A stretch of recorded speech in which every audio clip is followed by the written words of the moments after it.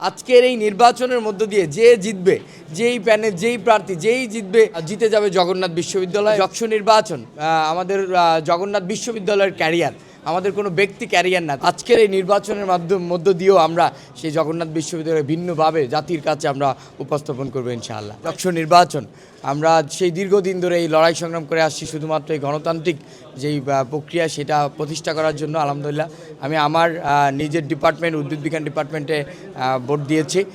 আশা করছি যে এখন যে পরিস্থিতি আছে, পরিবেশ আছে, সেই পরিবেশই শেষ পর্যন্ত থাকবে এবং আমরা বিগত দিনের মতো যেভাবে জগন্নাথ বিশ্ববিদ্যালয়কে পুরো বাংলাদেশে এক অনন্যভাবে আমরা তুলে ধরতে পেরেছি, আজকের এই নির্বাচনের মধ্য দিয়েও আমরা সেই জগন্নাথ বিশ্ববিদ্যালয়ে ভিন্নভাবে জাতির কাছে আমরা উপস্থাপন করবো ইনশাআল্লাহ।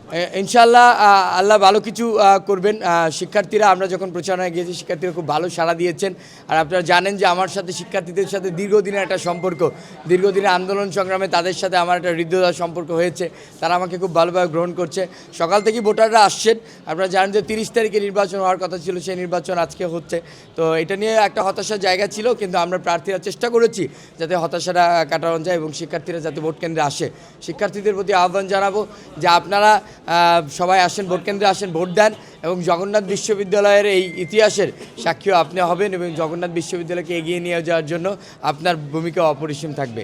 দেখেন, আমরা প্রথম থেকেই বলছি যে আমাদের যক্ষ নির্বাচন আমাদের জগন্নাথ বিশ্ববিদ্যালয়ের ক্যারিয়ার, আমাদের কোনো ব্যক্তি ক্যারিয়ার না। তো সেই জায়গা থেকে আজকের এই নির্বাচনের মধ্য দিয়ে যে জিতবে, যেই প্যানেল, যেই প্রার্থী যেই জিতবে, জিতে যাবে জগন্নাথ বিশ্ববিদ্যালয় এবং তাকে নিয়েই আগামী দিনের জগন্নাথ বিশ্ববিদ্যালয়ের পথ চলা আমরা একসাথে কাজ করবো ইনশাআল্লাহ।